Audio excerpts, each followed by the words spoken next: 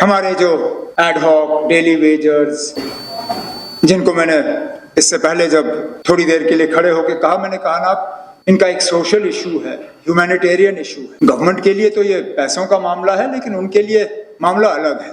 जो उनके साथ हुआ कल, मैं उस पर दोबारा नहीं जाऊंगा, लेकिन फिर मैं माफी चाहता हूं। मैं बार बार मनकोटिया साहब का ही जिक्र करता हूं, लेकिन उठे ही यही थे, नहीं तो किसी और का नाम लेता मैं। इन्होंने उठ के कहा कि ये नौबत आई क्यों। अच्छा किया आपने पूछा ना, ये नौबत आई क्यों। मैं भी जानना चाहता हूं ना नौबत क्यों आई, क्योंकि हमें आए हुए तो 4 साढ़े 4 महीने हो गए और बाहर रहे भी 10 साल हो गए ना। मैं मानता हूं हमने कुछ नहीं किया, मैं उसी बात पे आ रहा हूं। मैं मानता हूं ना हमने कुछ नहीं किया, इसीलिए तो हम हारे 2014 में। अगर किया होता, बदकिस्मती से हमारी बदकिस्मती, हमने तैयार किया था सारा निजाम इनको रेगुलराइज करने का। उस सैलाब में हम बह गए, उनका वो रेगुलराइजेशन भी बह गया। लेकिन चलिए, हमसे नहीं हुआ, मैं मानता हूं नहीं हुआ हमसे। सलाथिया साहब, श्यामलाल शर्मा साहब गवाह हैं, जानते हैं हमने कितनी तैयारी की थी। नंबर भी हमने फाइनलाइज किया था, प्रोसेस भी फाइनलाइज किया था सारा, लेकिन चलिए ऊपर वाले ने रखा नहीं था कि हमारे हाथों हो, नहीं हुआ, हम हार गए। आप लोग आए, फिर क्या किया। मैंने गहराई से इसमें जाने की कोशिश की कि आखिर किया क्या आप लोगों ने। फिर जब आपको मौका मिला, मैंने पुरानी बजट की स्पीचें निकलवाई, जिसमें आप सब हुकूमत में शामिल थे, लगभग सारे जो साइड बैठे हैं, सारे, मतलब हर बजट स्पीच में आपने इन्हीं डेली वेजरों के साथ जो है वादे किए।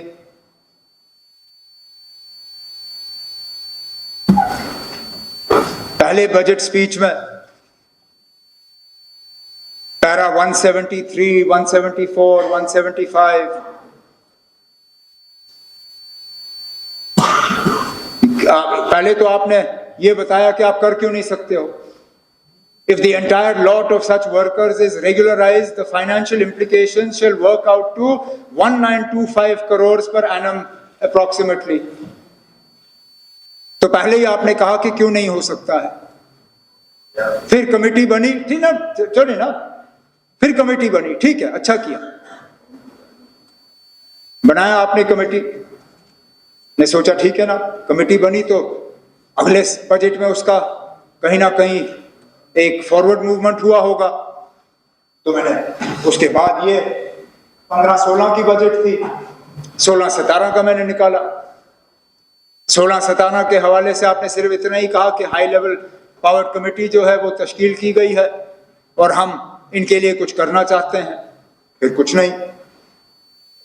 फिर 17-18 की तकरीर आई, उसमें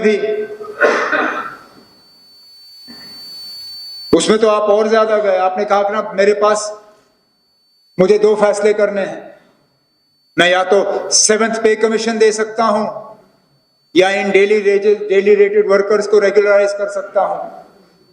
अब क्योंकि मेरे ऊपर मुलाजमों का दबाव ज्यादा है, मैं रेगुलराइजेशन नहीं कर सकता हूं, मैं 7th पे कमीशन दे देता हूं।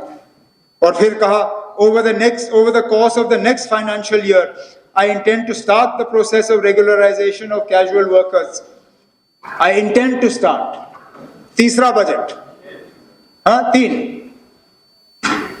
चौथे पे जब हम आते हैं तब जाके आपने थोड़ी पेशरफ्त की, क्योंकि आपको मालूम था कि अब चौथी बार आ रहे हो तो कुछ तो कहना पड़ेगा। चौथी बजट से 1 महीना पहले, क्योंकि ये सेशन अगर मुझे याद है हम जनवरी में यहां बैठे हैं ना, मैं उस टाइम वहां बैठा था, हमें जनवरी में यहां बिठाया गया। दिसंबर में एसआरओ निकलता है, एसआरओ 520 520। तो उस एसआरओ के हवाले से फिर बजट में बात आ जाती है। As you are aware, the government has put into place a comprehensive policy, falana, and this policy seeks to address the implementation will ensure sustainable livelihood for them.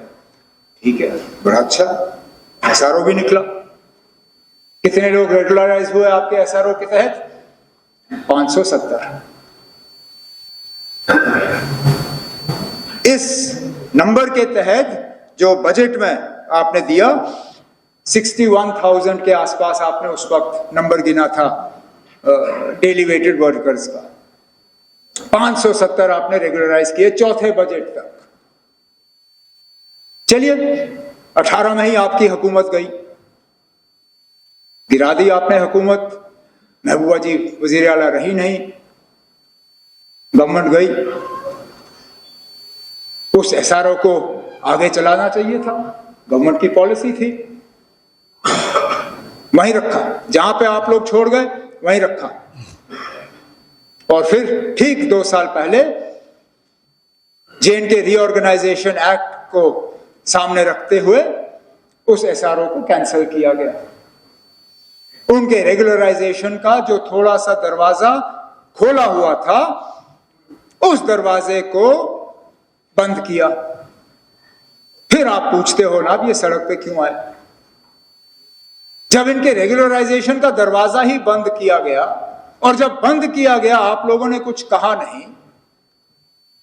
तो ये नौबत तो आनी ही थी। अब हमें इस सिलसिले को दोबारा, अब हमारी मजबूरी बन गई। अब जब ना रेगुलराइजेशन के लिए एसआरओ है, जब ना कोई फ्रेमवर्क है, अब इन सालों में इनके नंबर में क्या तब्दीली आई है उसमें भी अब शायद अग्री करना आज के दिन में मुश्किल होगा।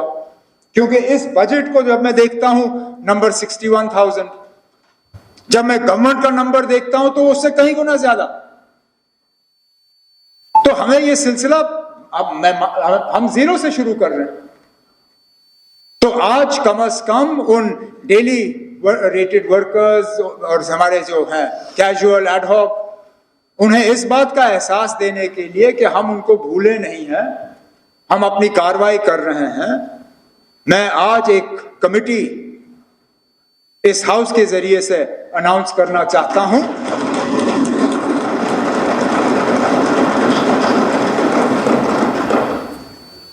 मैं इस बजट तकरीर के बाद उस पर बाज़ाब्ता ऑर्डर करके चीफ सेक्रेटरी साहब के जिम्मे रख के इस कमेटी में chief secretary, additional chief secretary in the chief minister's office, planning secretary, GAD secretary, law secretary, क्योंकि इसमें लॉ का भी एक बहुत बड़ा रोल बनता है सुप्रीम कोर्ट के जजमेंट के बाद। उन्हें 6 महीने का वक्त देके उनसे कहा जाएगा कि 6 महीने के अंदर अंदर बाज़ाब्ता एक फ्रेमवर्क तैयार करें। पहले नंबर तय करें, जीएडी के थ्रू नंबर तय करें कि कितने हैं, फिर लीगली और फाइनेंशियली इसके वो देख के कि किस तरह किया जा सकता है, एक रोड मैप तय करके, ताकि अगले बजट में इस हाउस के सामने मैं खड़े होकर आपसे ये कहूं कि ना ये तैयार है और ये हम करने जा रहे हैं।